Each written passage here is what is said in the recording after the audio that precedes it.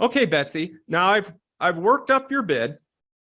We're actually going to do the call now. Let me say that. All right. So it's Tuesday, 12 p.m. Bring, we call her up. Betsy Sue answers. Betsy, now I've worked up your bid, and the purpose of this call is to go over it with you and see if we're a good fit to work together.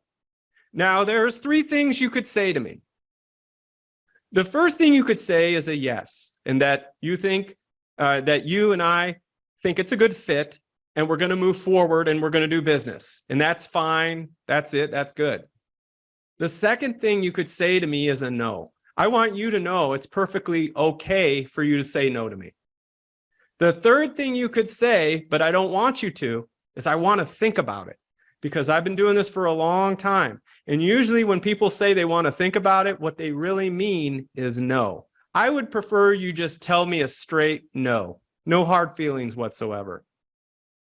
So before we get started, before we proceed, can we make a simple agreement that you're only going to tell me one of these 2 things, either a yes or a no? Is that fair? So what did I just do there? Type in the chat if you know what I just did there.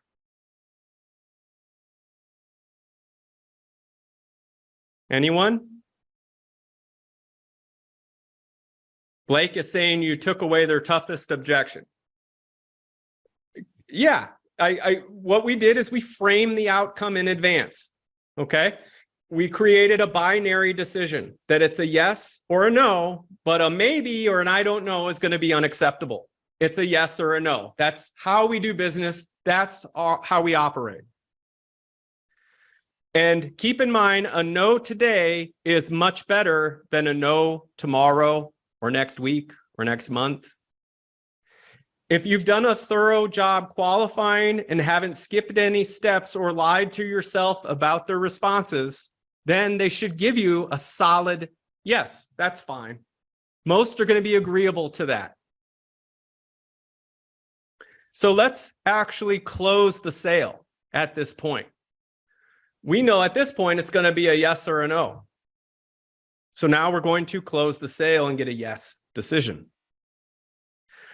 From here, we go over the estimate with them. We cover their total investment, okay? And rather than use the word of it's going to be this cost to mobilize, it's going to be this cost for labor, cost,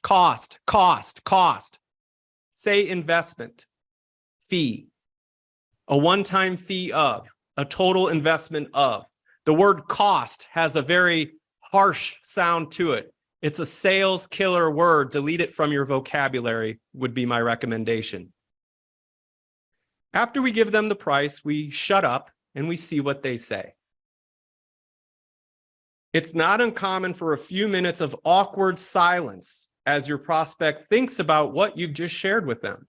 That's normal. You give them the price, you shut up.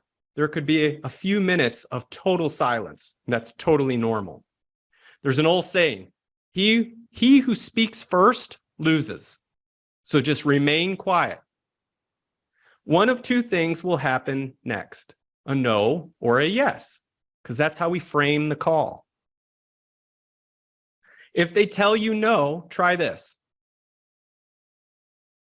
First, stay relaxed. Be like water, okay? Don't get all uptight. It doesn't mean you've lost the sale, not by a long shot.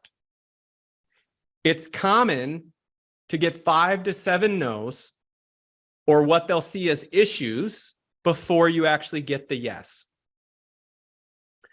And by this point, you already know you've got a really close sale here, and you might just need to give them a little extra reassurance that they're making the right choice. So you can uncover and overcome each issue that they give you until you get a yes. And if you don't know what to do or where to go in the conversation, do not let yourself sound angry or frustrated, because once you've done that, you've already lost the sale. So here's how you handle that. If it's not going well, okay, and they're saying, different issues, and you're a little confused as to where to go in the sales process, politely try asking them why, or how do you mean?